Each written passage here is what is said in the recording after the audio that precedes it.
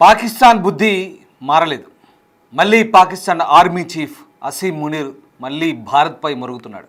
పిచ్చి ప్రేలాపనలతో రెచ్చిపోతున్నాడు మునీర్. మరోసారి మునీర్ నోట న్యూక్లియర్ వార్ మాట వినిపిస్తోంది. దాడులు జరిగితే పాకిస్తాన్ అంచనాలకు మించి స్పందిస్తుందంటూ Munir వాగుతున్నాడు.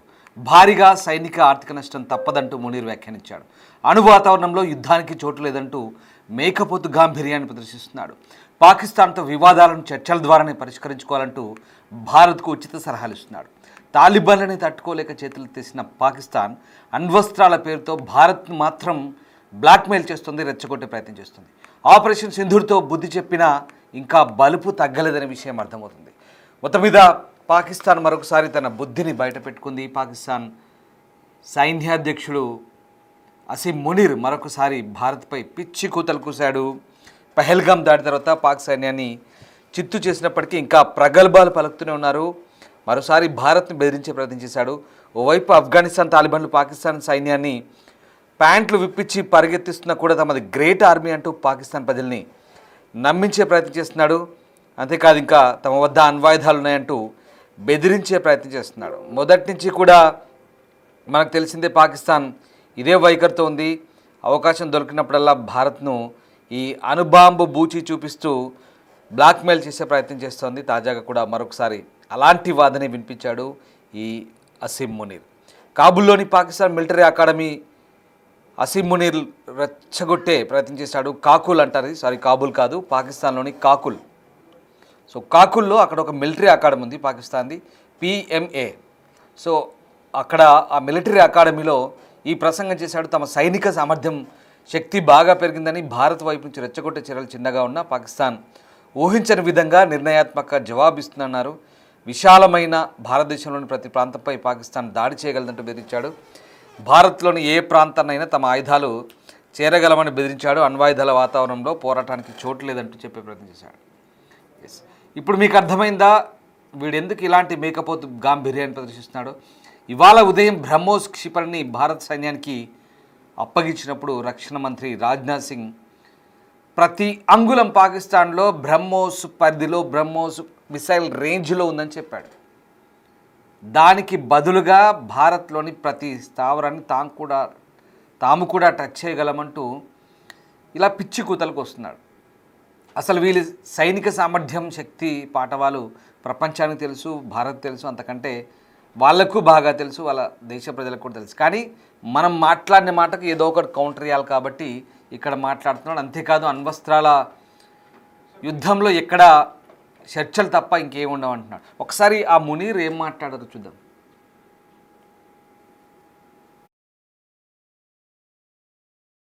Fresh wave of hostilities be triggered, Pakistan would respond much beyond the expectations of the initiators. With diminishing distinction between combat and communication zones, the reach and lethality of our weapon systems will shatter the misconceived immunity of India's geographic vastness.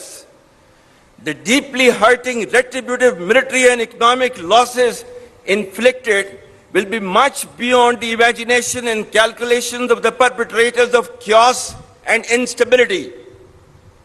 I advise and firmly caution the Indian military leadership that there is no space for war in a nuclearized environment.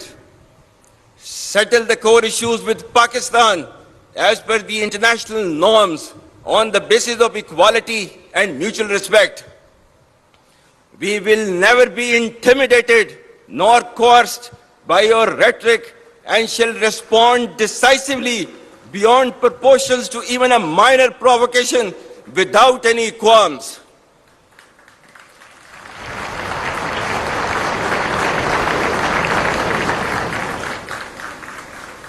The onus of ensuing escalation, one that may ultimately bear catastrophic consequences for the entire region and beyond, will squarely lie with India. Should a fresh wave... right, విన్నర్గా ఈ అసీం మునీర్ మాటలు. ఒకప్పుడు ఇలాగే పాకిస్తాన్కు కాశ్మీర్ జీవనాడి అంటూ రెచ్చగొట్టే ప్రయత్నం చేశాడు. అప్పుడు TRF ఏదైతే ఉందో ఇది లష్కరే తైబా ఫ్రాక్సీ సంస్థ. అది అక్కడ పహల్గామ్లో అమాయకుల ఊచకోత కోసింది, 26 మందిని పొట్టపెట్టుకుంది. అప్పుడు ఈ అసీం మునీర్ అనే దుర్మార్గుడే చేసిన రెచ్చగొట్టే ప్రసంగం. మళ్ళీ ఇప్పుడు ఏమంటాడు, అణ్వాయుధాల ప్రపంచంలో అసలు యుద్ధాలకే అంటూనే మళ్ళీ విషయం కక్కుతాడు భారత్పై. భారత్ని ఎక్కడైనా ఎప్పుడైనా భౌగోళికంగా దెబ్బతీయగలం, భారత్కు గట్టి సమాధానం చెప్తాం, అన్ని రకాలుగా ఆర్థికంగా అలాగే ప్రాణ నష్టం కూడా జరుగుతుందంటూ వీడి మేకపోతు గాంభీర్యం, వీడి మాటలు వింటుంటే ఒకసారిగా దయ్యాలు వేదాలు వలించినట్టుగా అనిపిస్తోంది. ఓవైపు తీవ్రవాదాన్ని ఎగదోస్తూ మరోవైపు భారత్పైకి నీతిమాలిన మాటలు, నీతిమాలిన ప్రకటనలతో ఇలాంటి రెచ్చగొట్టే ప్రసంగాలు చేస్తూ ఉంటాడు. మీకు తెలిసిందే ఆపరేషన్ సింధూర్ గురించి ప్రత్యేకంగా చెప్పాల్సిందేం లేదు. మనము ఆపరేషన్ సింధూర్తో ఏ రకంగా పాకిస్తాన్కు బుద్ధి చెప్పామో, ప్రతి స్థావరాన్ని కూడా విధ్వంసం చేశాం. పాకిస్తాన్లో ప్రతి వైమానిక స్థావరాన్ని విధ్వంసం చేశాం. కానీ పాకిస్తాన్ కొన్ని అంశాలను బయట పెట్టుకోలేదు, ఎందుకంటే వాళ్ళ పరుగు పోతుంది కాబట్టి. ప్రతిదీ కూడా మనం ఆధారాలతో సహా బయట పెట్టాం. పాకిస్తాన్ను చావు దెబ్బతీసాం, కోలుకోలేని దెబ్బతీసాం, ఇది వాస్తవం. దాదాపు 9 ఎయిర్ బేసులు, ముఖ్యమైన ఎయిర్ బేసులు 9. ఇంకేం మిగులుతుంది యుద్ధంలో? ఎయిర్ బేసులనే పూర్తిగా విధ్వంసం చేసిన తర్వాత వాళ్ళకి మిగలడానికి ఏం లేదు. అప్పటికీ చేతులు ఎత్తేసారు. అమెరికా దగ్గర పోయి కాళ్ళబేరానికి పోయి ఇండియాతో మేము 5 రోజులు కాలేదంతే, ఇండియాతో మేము కాంప్రమైజ్ అవుతామంటూ వెళ్ళి ఈ శాంతి ఒప్పందానికి సీజ్ ఫైర్కి వచ్చారు. అయినప్పటికీ కూడా మళ్ళీ యథావిధిగా మళ్ళీ డ్రోన్ల దాడులు మాత్రం చేశారు. ఇది పరిస్థితి. అయినప్పటికీ కూడా ఇప్పుడు మళ్ళీ అణ్వస్త్రాల పేరుతో అవకాశం దొరికినప్పుడల్లా రెచ్చగొట్టే ప్రయత్నం చేస్తున్నారు. ఇది పాకిస్తాన్కు ఉన్నటువంటి అవలక్షణం. అప్పుడేమో తోక ముడిచారు, మళ్ళీ ఇప్పుడేమో పాకిస్తాన్ ఆఫ్ఘనిస్తాన్ చేతిలో మట్టి కరుస్తున్నా కూడా ఎక్కడా బుద్ధి రావట్లేదు అనేది వాస్తవానికి ఇక్కడ ఆఫ్ఘనిస్తాన్ దళాలు భీకర దాడులు చేసి మొన్నటిదాకా పాకిస్తానీలను ముచ్చెమటలు పట్టించాయి. కానీ వీళ్ళు ఎయిర్ స్ట్రైక్ చేసి ఆఫ్ఘనిస్తాన్ని అమాయక పౌరులను పొట్టన పెట్టుకుంటున్నారు. ఆఫ్ఘనిస్తాన్ దగ్గర అంత బలం లేదు కాబట్టి దొంగ దెబ్బతీస్తున్నారు. విమానాల ద్వారా బాంబులు విసిరి దొంగ దెబ్బతీస్తున్నారు. ఇది పరిస్థితి. అయితే ప్రస్తుతానికి భారత్ పాకిస్తాన్ల మధ్య ప్రతిసారి ఏదో ఒక రెచ్చగొట్టే వ్యాఖ్యలు, ఊహకందని విధంగా జవాబులు ఇస్తామంటూ, భౌగోళికంగా దెబ్బతీస్తామంటూ ఒక రకంగా ఛాలెంజ్ చేసే ప్రయత్నం చేస్తున్నారు. పాకిస్తాన్కు చైనా, అమెరికా అన్నదండలు ఉన్నాయంటూ వాళ్ళు విర్రవీగుతూ రెచ్చిపోతున్న పరిస్థితి. ఈ రకంగా ఒక్కోసారి ఒక్కో రకమైన వ్యాఖ్యలు. అంటే వీళ్ళకు బహిరంగంగా మేము మద్దతు ఇస్తామని చెప్పారు, కానీ వాళ్ళ బూట్లు నాకుతూ వాళ్ళ బూట్లు పాలిష్ చేస్తూ వీళ్ళు అక్కడ ఊడిగం చేస్తుంటారు అక్కడ వెళ్ళినప్పుడల్లా. అది వీళ్ళకున్నటువంటి దౌర్భాగ్యం, అది వీళ్ళకున్నటువంటి వీళ్ళకున్నటువంటి ఒక స్టేజ్ అది, అంతే. సో అక్కడ న్యూక్లియర్ వాతావరణంలో యుద్ధానికి చోట్లేదంటూ మళ్ళీ వీడు నొక్కి వక్కానిస్తుంటాడు, నీతి మాటలు మాట్లాడతాడు.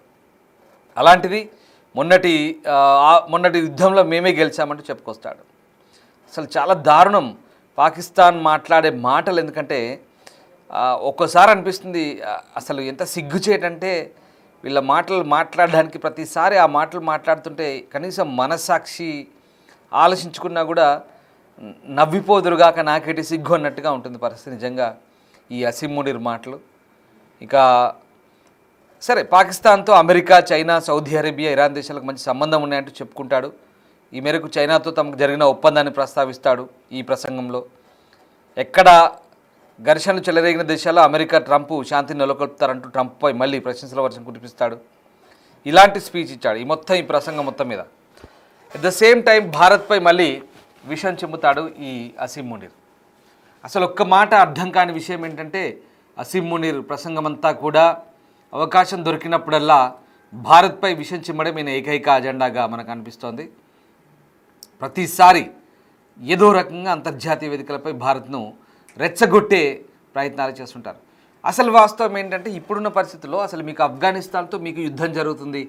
ఆఫ్ఘనిస్తాన్ మీరు భీకర పోరాటం చేస్తున్నారు, మీ సైనికుల్ని తరిమారు, బట్టలు ఉడదీసి కొట్టి పంపించారు.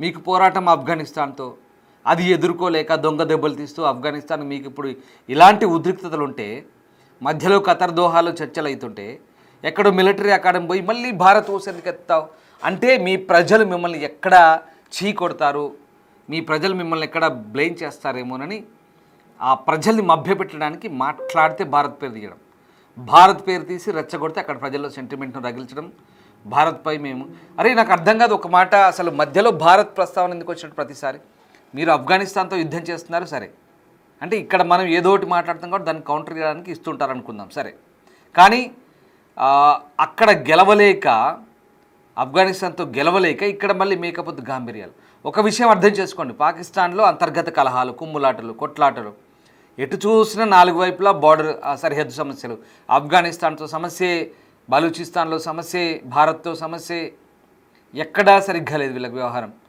కేవలం కొంతమందికి ఉడిగించేస్తూ చైనా లాంటి దేశాలకు, అమెరికా లాంటి దేశాలకు ఉడిగించేస్తూ ఇట్లాంటి మాటలు పలుకుతూ, ప్రగల్భాలు పలుకుతూ అక్కడ ప్రజల్ని మభ్యపెడుతున్నారు.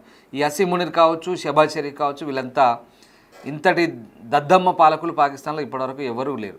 ఇంతకుముందున్న పాలకులు కూడా భారత్కి వ్యతిరేకంగా వివరించారు, కానీ కనీసం పాకిస్తాన్లో పరిస్థితులను చక్కదిద్దే ప్రయత్నం చేశారు. కానీ వీళ్ళు పూర్తిగా ప్రజల్ని ఏమారుస్తూ, పాకిస్తాన్లో పూర్తిగా హింసకు ప్రేరేపిస్తూ, వాళ్ళ ప్రజల్ని వాళ్ళ ఆర్మీతో చంపించుకుంటూ, వాళ్ళ ఆర్మీకి బలిపశువులు చేస్తూ, మిగతా దేశాలపైకి యుద్ధం పేరుతో ఉసిగొల్పుతూ కేవలం వీళ్ళ పబ్బం గడుపుకుంటున్నారు. పాకిస్తాన్ ప్రజల సొమ్మును దోచుకుంటూ విదేశాల్లో పౌరసత్వం తీసుకొని ఈ అసీం మునీర్ గాడి భార్య పిల్లలు ప్రస్తుతం అమెరికాలో సెటిల్ అయ్యారు. వీడు కూడా రేపు మాప పారిపోతారు అక్కడి నుంచి. ఎందుకంటే పరిస్థితి ఇలాగే ఉంటే పాకిస్తాన్లో ప్రజలు తిరగబడతారు, ఖచ్చితంగా మరో బంగ్లాదేశ్, మరో నేపాల్ మాదిరిగా అక్కడ అంతర్యుద్ధం ఖచ్చితంగా జరిగే అవకాశం లేకపోలేదు త్వరలోనే. సో ఇది పరిస్థితి. అంటే అవకాశం దొరికినప్పుడల్లా భారత్ను టార్గెట్ చేసి మాట్లాడితే అక్కడ ప్రజలు కూల్ అవుతారు. అదిగో దొంగ, ఇదిగో శత్రువు, అదిగో అండ్ మేము చేస్తాం, ఇది చేస్తాం, అది చేస్తామంటే ఖచ్చితంగా ఏదో ఒక సెంటిమెంట్ రగిల్చి రెచ్చగొట్టాలన్నమాట. సో బ్రహ్మోస్ మిసైల్ లాంచ్ చేసినప్పుడు, దాన్ని జాతికి అంకితం చేసినప్పుడు మన రక్షణ మంత్రి మాట్లాడిన ఇవాళ మాటలు పొద్దున ఈయన కూడా మళ్ళీ మాట్లాడతాడు. దాంతోపాటు ఇంకో మాట అంటాడు, అసలు అణ్వాయుధాల ప్రపంచంలో యుద్ధాలకే తావులేదంటాడు. మరి యుద్ధాలకే తావులేదని శాంతి వచనాలు వల్లించి నువ్వు ఎందుకు స్పాన్సర్ టెర్రరిజాన్ని భారత్పైకి ఎగదోస్తావు? భారత్పైకి ఎందుకు పదే పదే ఈ అణ్వాయుధ బూచి చూపి ఎందుకు భయపడిస్తావు? అమెరికా పోయినప్పుడు మేము పోతే మాతో పాటు సగం ప్రపంచాన్ని తీసుకెళ్తామని ఇంకేదో ప్రగల్భాలు పలుకుతారు. చాలా దుర్మార్గంగా మాట్లాడతారు. ఛాన్స్ దొరికితే భారత్తో రెచ్చగొట్టే మాటలు మాట్లాడతారు. ఈ మాటలు ఎక్కడ ఎవరు పెద్దగా లెక్క చేయరు, ఖాతరు చేయరు. అంతేకాదు ఈసారి మాటలతో కాదు చేతలతో చూపిస్తామని భారత్ చెప్తోంది, అది చేయబోతుంది. సో మొత్తం మీద ఆపరేషన్ సింధూర్తో బుద్ధి చెప్పినా అయినా మేమే గెలిచాం, ఆ యుద్ధంలో మేమే గెలిచాం అంటూ గొప్పలు చెప్పుకుంటాడు. అంతేకాదు పనిలో పనిగా అక్కడి మిలిటరీ అకాడమీలో ప్రసంగం చేస్తుంటే ఎవడైనా వాళ్ళ దేశం గురించి, దేశ సైన్యం గురించి, లేదా వాళ్ళ పరాక్రమం గురించి, వాళ్ళ ఇంకెవరైనా పూర్వీకులు పాత వాళ్ళు ఉంటే పొగడాలి. అమెరికా దేశమైన ట్రంప్ను ఆ మిలిటరీ అకాడమీ ప్రసంగంలో పొగుడతాడు. వీడంతా పనికి మాలినోడు ఇంకెవడైనా ఉంటాడు. సో ఇలాంటి పరిస్థితి, అంటే ఏదో రకంగా ఏదో ఒక వాళ్ళకు కలిసి వచ్చే దేశాన్ని ఏదో రకంగా గొప్పలకు పోయి ఎత్తుకొని వాళ్ళతో, అంటే చేతగాక మధ్యలో ఎవరినో ఒకరిని పట్టుకొని ఎవరో ఒకరు బూచి చూపిస్తూ అండమాకుందని చెప్తూ భయపెట్టించే ప్రయత్నం. ఇదంతా కూడా ఒక రకమైనటువంటి బ్లాక్ మెయిలింగ్ వ్యవహారం. పాకిస్తాన్ మొదటి నుంచి కూడా అదే దొంగ దెబ్బలు తీయడం. ఇప్పుడు ఆఫ్ఘనిస్తాన్ కూడా అలాగే దొంగ దెబ్బలు తీస్తుంది. అమాయక క్రికెటర్లను చంపింది, సివిలియన్స్ని టార్గెట్ చేసింది. భారత్లో కూడా సరిహద్దులో ఇదే చేసింది. కాల్పుల విరమణ ఒప్పందకు వైపు ఒప్పుకుంటేనే మరోవైపు మిసైళ్లతో, డ్రోన్లతో దాడులు చేసింది. ఇండియాపై ఎలా చేసింది, ఇప్పుడు ఆఫ్ఘనిస్తాన్పై అలాగే చేసింది. కానీ భవిష్యత్తులో ఖచ్చితంగా గట్టి పర్యవసానాలు ఎదుర్కొనే పరిస్థితి. భారత్తో పెట్టుకుంటే ఎలా ఉంటుందో చెప్పకనే చెప్తున్నారు. ఆ మాటలకు చచ్చి ఊరుకుంటున్నారు.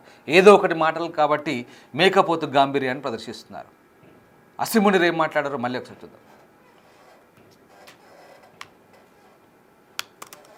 Fresh wave of hostilities be triggered, Pakistan would respond much beyond the expectations of the initiators. With diminishing distinction between combat and communication zones, the reach and lethality of our weapon systems will shatter the misconceived immunity of India's geographic vastness. The deeply hurting retributive military and economic losses inflicted will be much beyond the imagination and calculations of the perpetrators of chaos and instability. I advise and firmly caution the Indian military leadership that there is no space for war in a nuclearized environment. Settle the core issues with Pakistan as per the international norms on the basis of equality and mutual respect. We will never be intimidated nor coerced by your rhetoric and shall respond decisively beyond proportions to even a minor provocation without any qualms.